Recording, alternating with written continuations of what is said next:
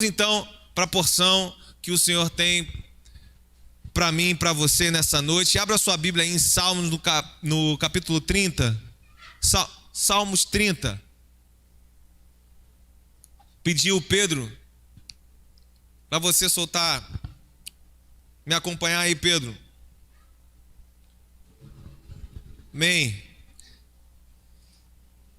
Salmo 30.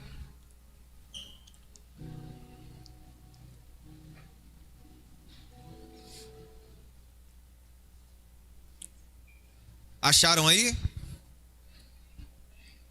Salmo 30 é um salmo de ações de graças. Ações de graças de Davi, é um salmo davídico, claro. Ações de graças por um livramento de morte. E o título dessa mensagem de hoje é Livraste-me da cova. É o título da nossa mensagem de hoje à noite. Um salmo de louvor, considerando aqui que um julgamento muito dolorido havia ocorrido e que grande pecado havia sido perdoado. Só para você se contextualizar um pouquinho aí no salmo, irmão. E que grande pecado tinha sido perdoado. Então, se você pegar esse salmo, você vai dividir esse salmo do verso 1 ao verso 5 como louvor. Louvor ao Senhor ali, a causa que ele está dizendo, do porquê ele está engrandecendo o nome do Senhor. Se você pegar do 6 ao 7, vai ser uma confissão. Se você for mais adiante, do 8 ao 10, vai ser uma súplica. E do 11 e o 12 vai ser um testemunho final de tudo que Deus fez. Ficou mais fácil de você entender esse salmo assim, dividido dessa forma. Do verso 1 ao verso 5, louvor. Por causa do quê? Da bondade de Deus sobre a vida dele, que livrou ele dessa cova, que curou ele, que restaurou a sua sorte. Esse Senhor, então ele está exaltando. Eu te exaltarei porque tu me exaltaste. Lê o verso 1 aí comigo. Eu te exaltarei ao Senhor porque tu me livraste, ou em algumas traduções aí, tu me exaltaste. E não permitiste que meus inimigos se regozijassem contra mim. Então, logo nesse primeiro verso aí, eu te exalto, Senhor, porque tu me exaltaste. Veja bem, irmão, olha aqui para mim, em nome de Jesus. Não é que se o Senhor fizer, eu vou fazer. Não é que porque o Senhor me livrou, agora eu te louvo. Não. Não é porque, o Senhor, ele vai abrir uma porta para mim, agora eu vou na igreja, agora eu dobro meu joelho.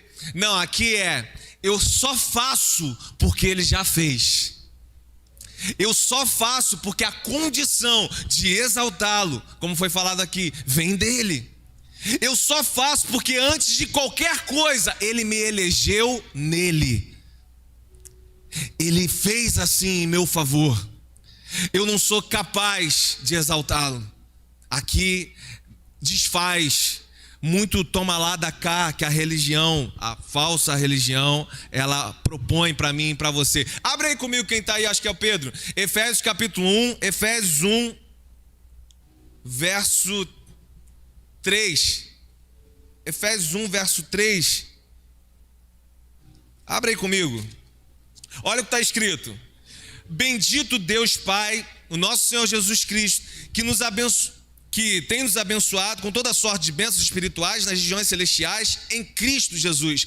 Assim, preste atenção nisso, como nos escolheu nele antes da fundação do mundo para sermos santos e irrepreensíveis perante ele e em amor, nos predestinou para ele, para a adoção de filhos por meio de Cristo Jesus, segundo o beneplácito da sua vontade, para louvor da glória da sua graça, que ele nos concedeu gratuitamente no amado, no qual temos a redenção pelo seu sangue, a remissão dos pecados, segundo a riqueza da sua graça.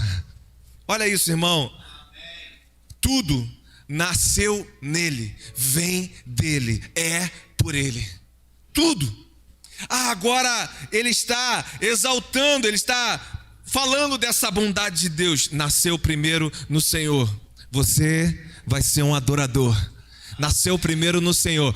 Você não vai resistir à minha graça. Nasceu primeiro no Senhor. O seu coração pertence a mim, a mais ninguém. Nasceu primeiro no Senhor. Eu te gerei para ser fiel testemunha nessa terra. Nasceu primeiro no Senhor. Nele. É só pela graça, é só pela misericórdia. A graça que nos livra do inferno, a graça que nos livra do pecado, que nos livra de nós mesmos, que livra, como livrou Davi aqui, de enfermidades na nossa carne, enfermidades na nossa alma, no nosso emocional. Livra-nos das incertezas, livra-nos das dúvidas, dos temores que insistem em bater a porta, que nos adota como filho na nossa união em Cristo Jesus e nos faz agora ser reconhecido pelo Pai, que faz com que o nosso inimigo, como ele está falando no final do verso, não se alegre na nossa tristeza, não se alegre de quedas que nós venhamos a sofrer. Sim, essa graça poderosa. E é com essa graça aqui, irmão, logo nessa introdução, que eu queria convidar você a baixar as suas cabeças e nós agradecermos e entregarmos esse tempo.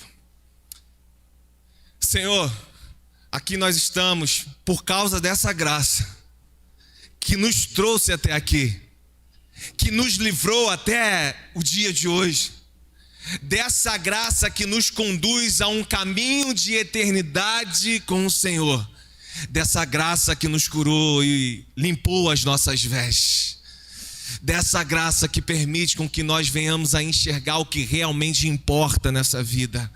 Aqui nós estamos por causa dela e gratos com o nosso coração, entregamos ao Senhor esse momento. Então nós pedimos, Senhor, toma totalmente os nossos corações, a nossa mente, para que nós tenhamos compreensão total naquilo que o Senhor tem como alimento espiritual para cada um de nós nessa noite, Pai. Aqui nós repreendemos, Pai, toda ação maligna e satânica contra a família, contra mentes, contra corações nesse ambiente, em nome de Jesus, Pai. Tudo aquilo que vem para trazer confusão aqui, caia por terra em nome do Senhor Jesus, Pai. Nós estamos com os nossos corações abertos para tudo aquilo, Pai, que o Senhor já tinha preparado para essa noite. Nós dependemos da sua presença, dependemos da sua verdade e estamos aqui, Pai, prontos a te ouvir para honra, glória e louvor do teu santo e poderoso nome. A igreja diz: amém. Essa graça, irmão, essa graça. No verso 2, acompanhem comigo. Vai dizer assim: Senhor, meu Deus, clamei a ti por socorro e tu me curaste. O Senhor me sarou, em algumas traduções aqui.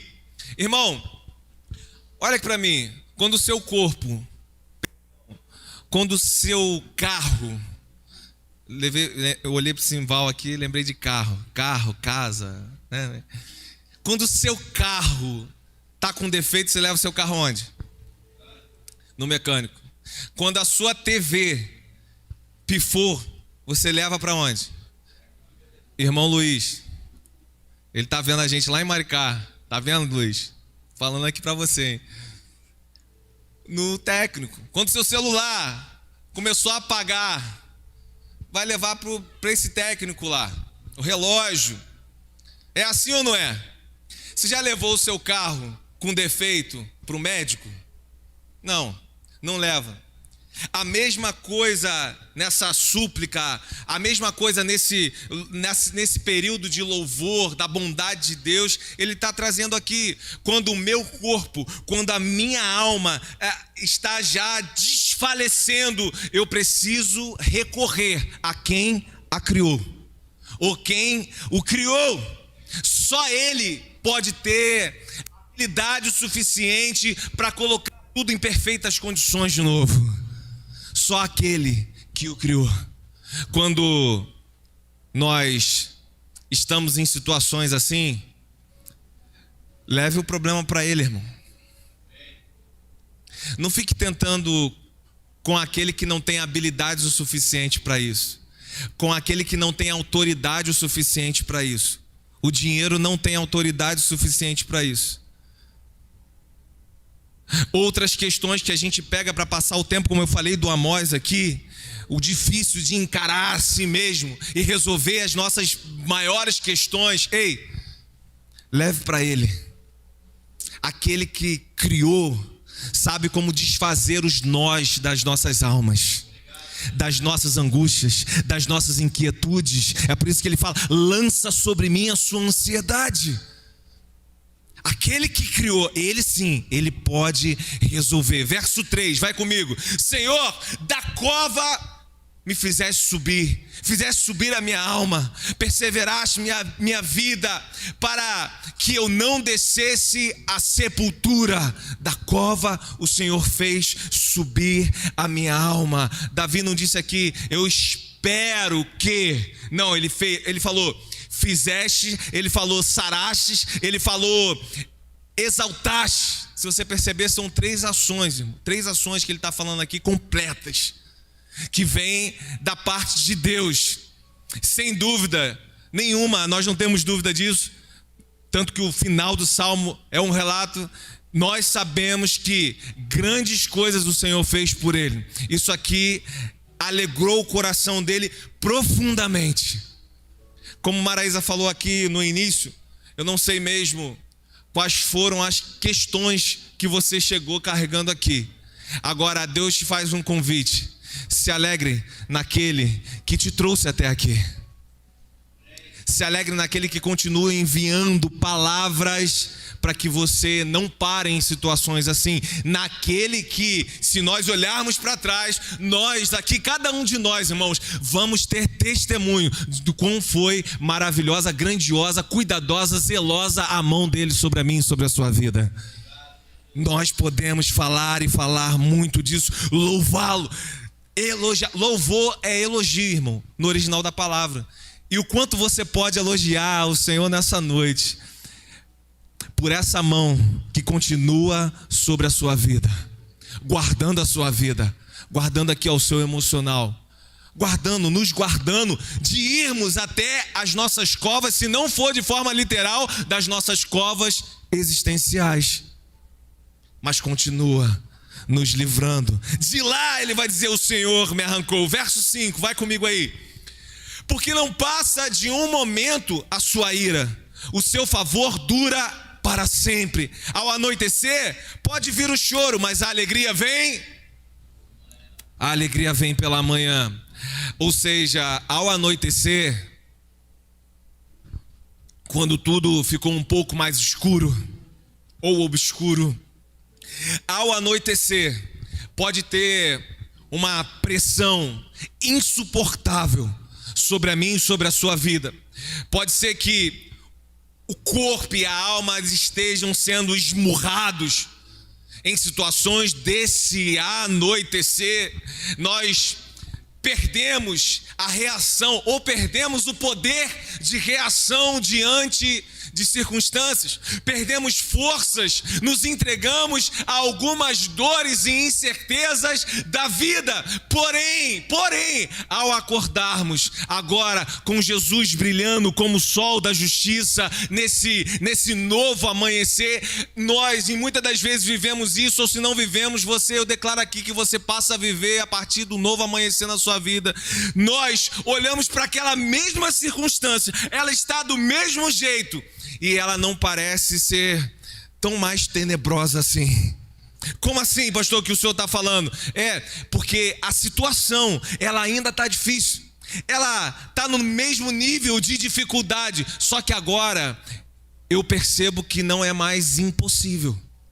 Pode ser que ela possa estar no mesmo nível de tristeza, mas agora já não é mais insuportável ao meu coração. Pode ser que continue ruim do jeito que estava, mas agora eu olho e já não é mais desesperador. Ou seja, agora eu, mesmo com aquilo que está ruim, mesmo com que tem dor, eu consigo ter também, além disso, esperança naquele que continua nos livrando das nossas covas.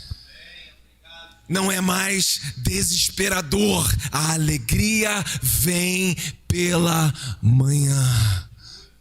E para ser mais completo nesse verso, tem uma manhã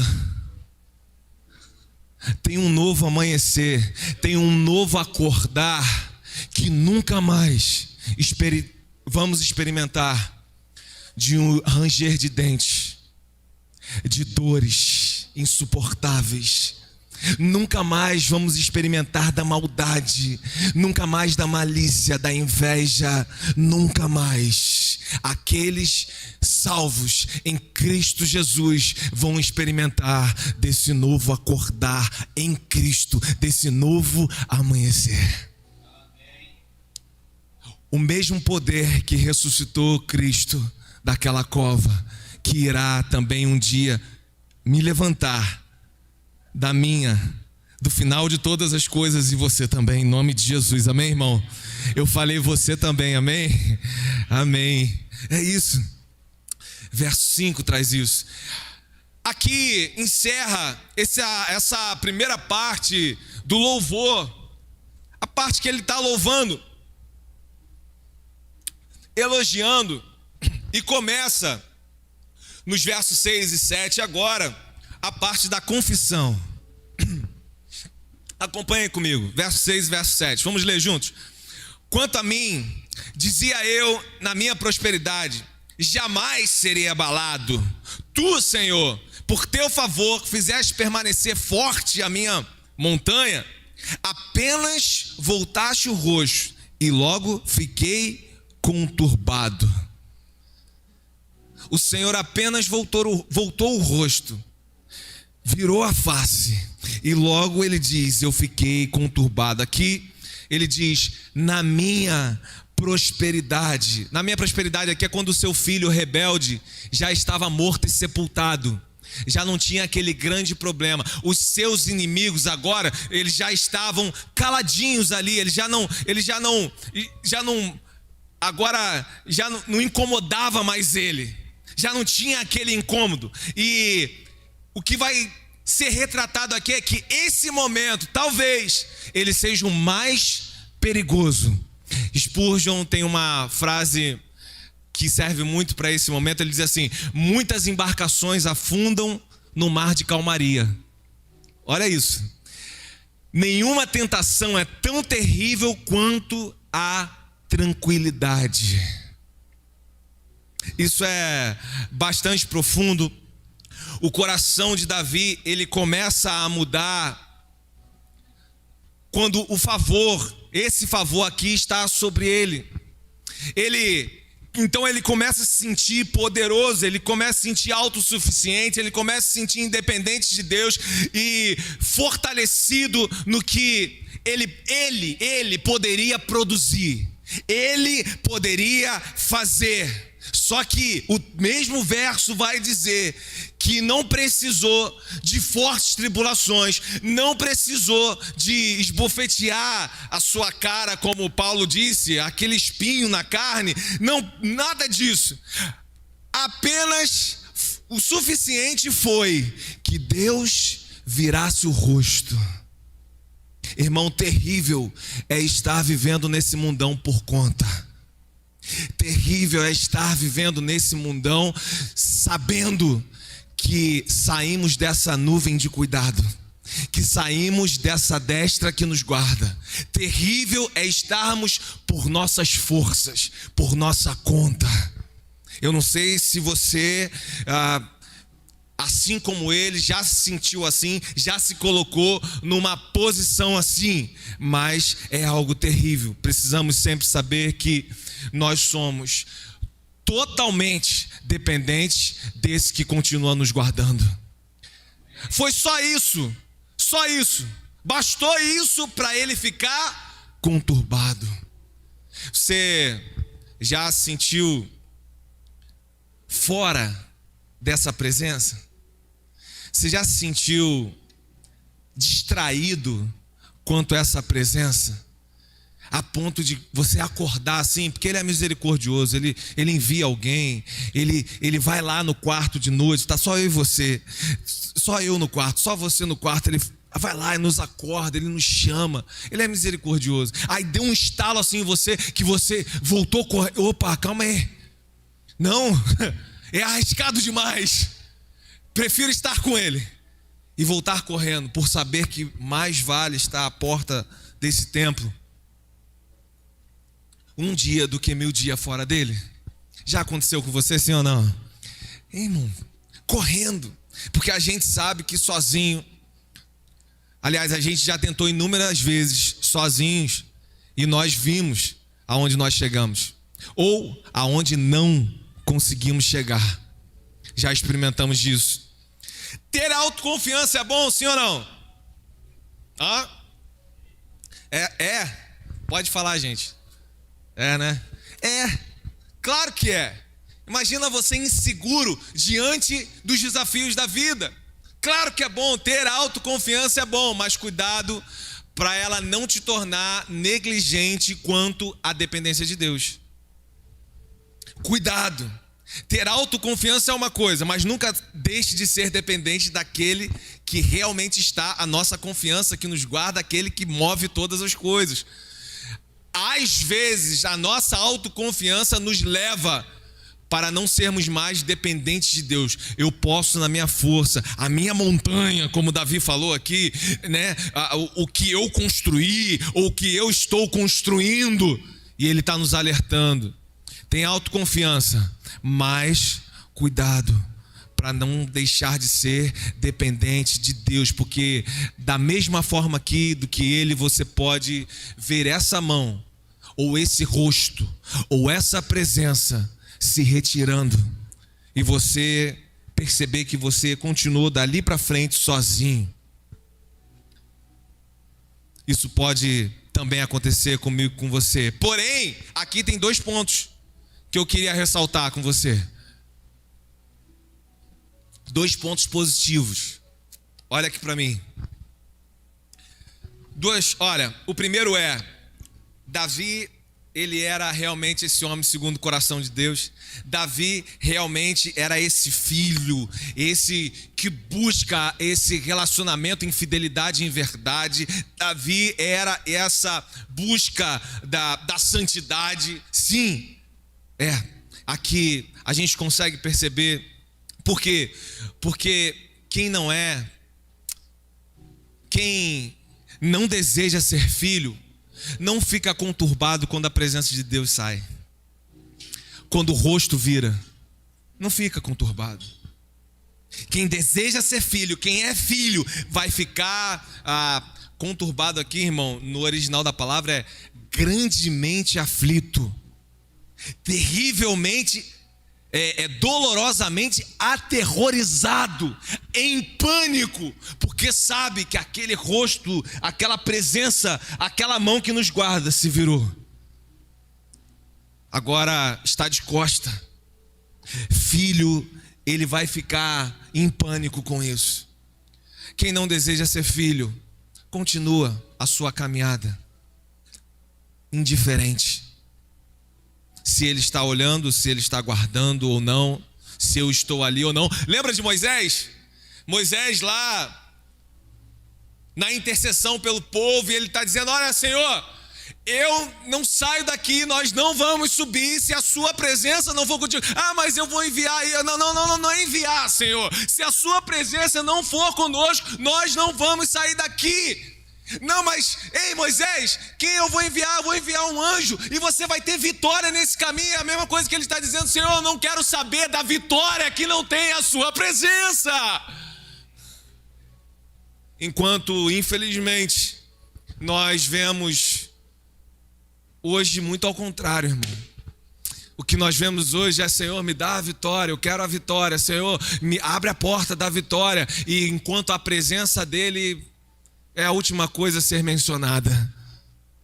Não interessa muito se ele vai estar presente ou não. A vitória vem do Senhor. O Senhor abençoou o caminho. Então, amém, glória a Deus. É isso que eu vim procurar. Enquanto aqueles irmãos com um coração nele vão dizer: Senhor, não me interessa a porta aberta de emprego nenhuma, não interessa nenhuma porta aberta, não interessa nenhuma vitória, se a sua presença não estiver comigo. Mais vale para mim a presença do Senhor. Poder acordar e saber: o Senhor está comigo. O Senhor está comigo. Tem dificuldade, tem luta no caminho, o Senhor está comigo. Tem facilidade, o Senhor está comigo, para que eu não me perca na facilidade também. Mas importa o Senhor comigo. A sua presença me guardando. O segundo ponto é, já emendando em Moisés, se num primeiro, o filho, quem é filho ou deseja ser filho, fica conturbado se ele virar as costas. Num segundo ponto é, a alegria do filho depende unicamente da presença do pai. Quem é filho se alegra com a presença do pai. Tem bênção, se alegra com a presença do pai. Não tem bênção, se alegra com a presença do pai. Tem dinheiro, se alegra com a presença do pai. Não tem dinheiro, se alegra com a presença do pai. Tem traumas e marcas pela vida, se alegra com a presença do pai. A vida foi fácil, se alegra com a presença do pai. Se alegra com a presença do pai e não com o que o pai pode fazer. Ele se alegra com o pai. Pai, o Senhor pode fazer? Posso, filho. Eu posso. Glória a Deus, pai. Pai, o Senhor pode me fazer? Lembra de Jesus? Lembra? Se o Senhor puder, passe de mim esse cálice. Mas ele deixou de ir para a cruz? Ele passou o cálice? Não. Ele também não deixou de ir para a cruz. Que o Senhor continue levantando filhos que, independente se vão ser livres do cálice ou não, não deixam de ir para a cruz. Não deixam de tomar esse instrumento de morte nas suas mãos. Filhos que se alegram mais com a presença do Pai do que um pai pode fazer. Em nome de Jesus. Em nome de Jesus. Verso 8 ao verso 10 é a súplica de Davi.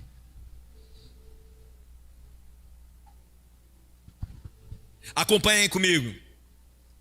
Por ti, Senhor, clamei. Ao Senhor implorei. Que proveito obterás no meu sangue quando baixo a cova? Louvar-te-á, porventura, o pó? Declarará a ele a tua verdade? Ouve, Senhor, e tem compaixão de mim. Sê tu, Senhor, o meu auxílio, o meu socorro, o meu auxílio. É a súplica de Davi. Mesmo que o povo, ou mesmo que nós sejamos levados pelo desespero, pela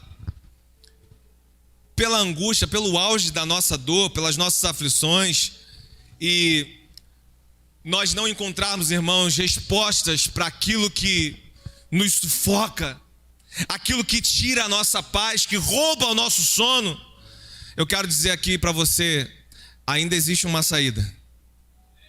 Qual é a saída, pastor? Corre para o trono da graça. Corre para o trono da graça. Vai até o trono da graça. Chegue diante do trono da graça. Se aproxime do trono da graça.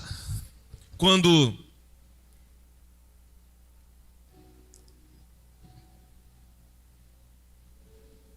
as piores tempestades, a gente está passando por muitas tempestades, infelizmente. Quando as piores tempestades, elas tiram tudo do lugar, eu quero dizer para você que o trono da graça permanece firme. Que o trono da graça permanece inabalável diante de qualquer vento e qualquer tempestade, de qualquer desgoverno, de qualquer pandemia, de qualquer problema político, seja mundial, irmão, de qualquer guerra, dos piores horrores, o trono da graça permanece firme. A nossa nação, ao povo, como está sendo aqui, um salmo para o povo cantar, como permanece firme para mim e para você. No Salmo 46, logo no verso 1, tem versículos que são bastante conhecidos, que vão dizer que Deus é o nosso refúgio, a nossa fortaleza, socorro bem presente na nossa angústia ou na nossa tribulação. E a gente usa e para aqui esses versos, amém ou não amém? Geralmente, a gente usa e para aqui. Deus é o nosso refúgio, Ele é socorro presente na nossa angústia. E geralmente a gente para aqui, irmão. Agora, eu queria na noite de hoje, para que isso fique aquecido no seu coração, continuar ele. Porque a continuidade dele fala exatamente disso que nós estamos trazendo aqui agora nesse momento. Depois dele falar para você, te garantir que ele é fortaleza na sua angústia. Deus é o nosso refúgio. Sabe o que é refúgio, irmão? Refúgio é exatamente para dias difíceis. Você tem refúgio aqui em Itaboraí? Você tem casa em Itaboraí. Refúgio é para tempo de guerra. Fortaleza é para zona de guerra. Ou seja, está dizendo que nas piores batalhas, nas piores guerras, tem uma presença em que nós podemos nos refugiar. E mais, no refúgio e na fortaleza, nós podemos ser tratados, curados e descansar. Porque a guerra está muito pesada. Então precisa trocar o exército, precisam outras pessoas combaterem. Então, no refúgio, eu posso tirar uma noite de sono. Na presença do Senhor, você pode tirar uma noite de sono, na sua pior guerra. Na presença do Senhor, você pode ter descanso, mesmo na pior guerra. Ele está dizendo. Agora, mais do que isso, o verso continua assim: portanto, nós não temeremos mal algum. Olha aqui para mim, Deus é o seu refúgio? Vou repetir, Deus é o seu refúgio? Deus é a sua fortaleza? Por que você está temendo a guerra? Por que os temores estão fazendo a sua perna ficar bamba? Por que os temores vêm na sua mente e estão te enfraquecendo a ponto de você parar? Por que os temores estão dizendo para você e você está aceitando que você é uma coisa que você não é? Por quê? Ele te chamou aqui, ele está dizendo: filha, filho, eu sou esse refúgio que você pode descansar. Eu sei como está essa batalha, eu sei como está essa guerra, mas sou eu quem pode dar a vitória. Ele está te convidando nessa noite a descansar mais na presença dele, a se entregar mais a essa fortaleza.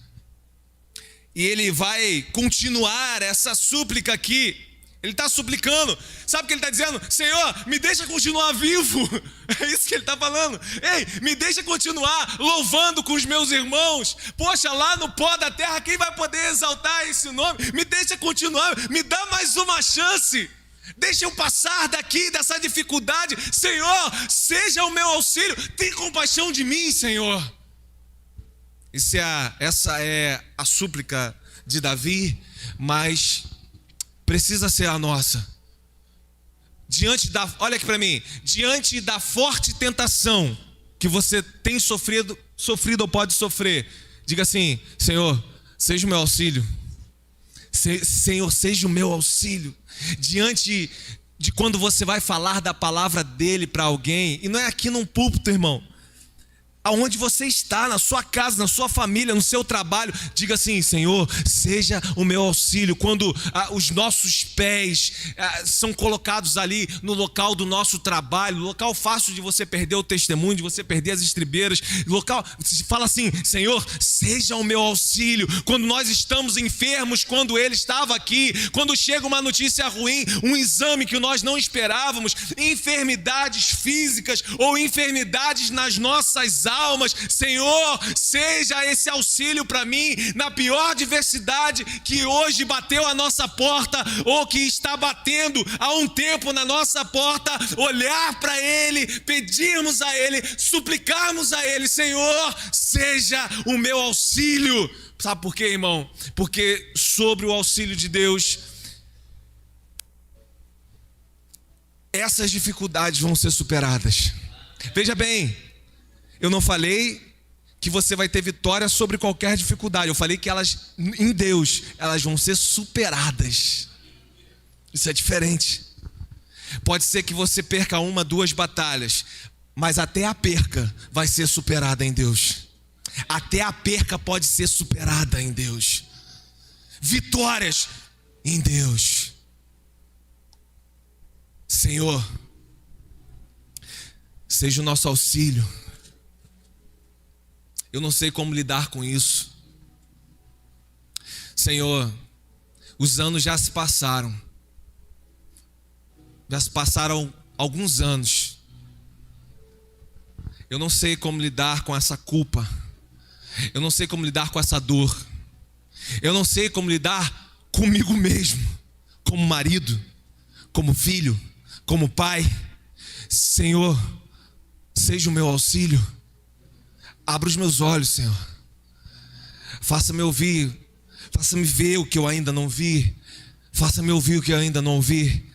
Senhor, eu não quero estar aprisionado a mim mesmo, aos meus erros. Aquele orgulho que nunca é quebrado. Senhor, seja o meu auxílio. Me faça passar dessa fase. Ele está pedindo, Senhor, na sua misericórdia, me faça passar dessa fase. Me deixa continuar vivo. Deixa que eu continue a louvar ao Senhor com os meus irmãos mais um pouquinho. Deixa eu passar dessa fase. Seja o meu auxílio. Eu declaro pessoas passando de níveis naquilo que o Senhor deseja para a sua vida.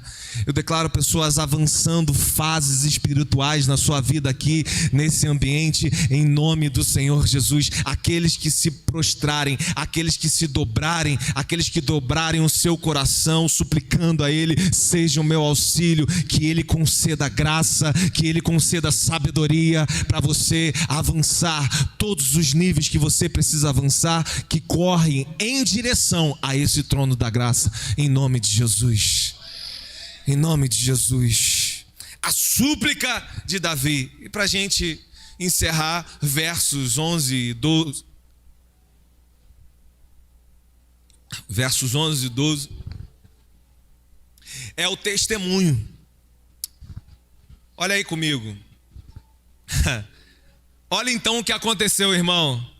Olha toda a luta que nós estamos relatando, que vem acontecendo, que ele vem enfrentando, a ponto de chegar à beira da sepultura, da cova, dele deixar de estar ali, irmão. E agora ele vai dizer assim: converteste o meu pranto em folguedos, ou alegria, ou em festa, júbilo. Tiraste o meu pano de saco e me cingiste de alegria, para que o meu espírito te cante louvores e não se cale. Senhor Deus meu, graças te darei para todo sempre. O testemunho daquele que continua nos livrando de algumas covas, daquele que foi tirado dessa cova. O Salmo, se você perceber, irmão, começa com a ira do Senhor. Não basta um pouco a sua ira, e ele vai terminar com o favor de Deus sobre a vida dele. Talvez, em certos momentos, irmão, a ira do Senhor, ou ele virar o rosto, ou ele tirar a mão do que ele estava aguardando, serve exatamente para eu e você, nós voltarmos correndo para ele. Os nossos olhos estarem fixos nele novamente. Só que tem um testemunho de um pano de saco que vira vestes de alegria. Tem um testemunho do que só o poder dele pode fazer. Pranto virar festa, virar louvor, virar esse testemunho aqui. Isso aqui foi um fato, irmão. A gente não está falando de uma possibilidade, a gente está falando de algo que aconteceu, fato na vida de Davi. Agora, ele é sarado dessa enfermidade e ele é liberto dessa cova. Isso é um fato na vida do próprio Jesus, que vai também até aquela cova, mas que no terceiro dia ressuscita. Ele não fica lá para nunca mais morrer, para nunca mais morrer. Agora, o que eu quero agora inflamar no seu coração é que essa mesma verdade e esses mesmos fatos aqui podem ser também a realidade da minha e da sua vida. Podem ser também aqui aqueles que estão confessando as suas falhas, aqueles que continuam suplicando ao Senhor, no único que pode tirar dessa cova, livrar, curar, fazer de novo, aqueles que trocam esse pano de saco agora de tristeza por vestes de louvor, de alegria, de adoração, vestes de salvação. É uma decisão, irmão. Isso é um posicionamento. Isso é olhar para esse trono da graça e dizer o quanto nós dependemos dele. Eu queria convidar você a ficar de pé, rapidamente, sem sair do seu lugar, sem olhar para quem está do seu lado. Não fale com quem está do seu lado, porque o Espírito Santo continua a nos falar aqui. Tem muitas palavras que não só eu, ou se outra pessoa estiver aqui, que nós não falamos, mas que através da palavra de Deus, o Espírito Santo fala no coração de algumas pessoas. Então esse momento que eu quero que você fique apenas com o Espírito Santo, que está aqui, irmão. A presença do Senhor é conosco, amém?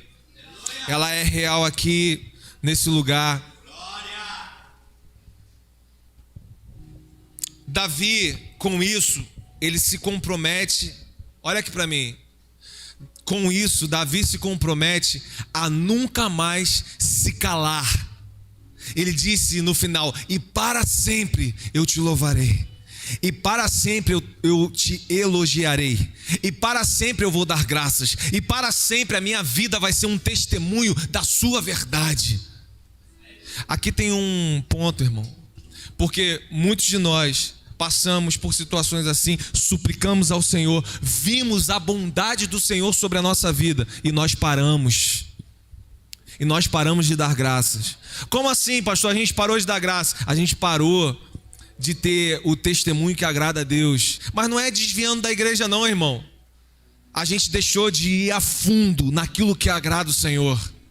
A gente deixou de dar prioridade o que está lá: primeiro buscar o reino e a sua justiça, crendo que as demais coisas serão acrescentadas. Depois daquele dia que nós fomos resgatados ou não, irmão? Depois daquele dia que Ele tirou a gente daquele lamaçal de pecado, que Ele tirou a gente do mar das angústias, que Ele nos trouxe de volta à vida, e que não era possível nem para mim, nem para você. Alguma coisa aconteceu, uma enfermidade foi curada, e aí a gente voltou fervoroso à comunhão dos santos, à igreja. Só que o tempo foi passando, e aquilo começou a ficar normal. Eu vou trocar o normal, porque o normal ficou banal. Foi ficando banal. Sim. Então, o que era prioridade no meu acordar com a leitura da palavra coração não é mais. Isso que eu estou dizendo que é deixar de dar graças. Aquilo que era prioridade no serviço a essa obra não é mais. Não é. Aquilo que era prioridade nos princípios, nos preceitos, nos valores que são deles, agora isso passa por aí. Dá para passar. Não é também assim, né? Eu era talvez um fanático, talvez eu era religioso demais. Nós deixamos de dar graças. E um outro ponto muito importante Davi termina falando daquela circunstância, irmão, que foi mudada diante dos olhos dele. Eu não sei se você passou por circunstâncias assim, mas tem circunstâncias que diante dos nossos olhos a gente vê, irmão. A gente vê o câncer retrocedendo, sendo curado. A gente vê aquele que as pessoas olhavam e falavam: e esse aí nunca vai pisar numa igreja. A gente vê ele pregando. A gente vê aquele drogado agora, aquele adicto, agora livre das drogas. A gente vê aquele que a gente olhava e falava: esse homem não pode viver sem a promiscuidade, esse homem não vai viver sem trair a esposa dele. A gente vê um símbolo ali, alguém que resplandece santidade ao Senhor. A gente vê o Senhor operando diante dos nossos olhos. Davi termina falando sobre isso aqui, essa transformação pela misericórdia de Deus, atendendo a sua súplica. Uma súplica que ele fez. Se você tem essa súplica, se enquanto nós falamos aqui, existe uma súplica aí no seu coração, eu queria convidar você, enquanto nossos irmãos estão louvando, a sair do seu lugar e suplicar aquele único que pode fazer.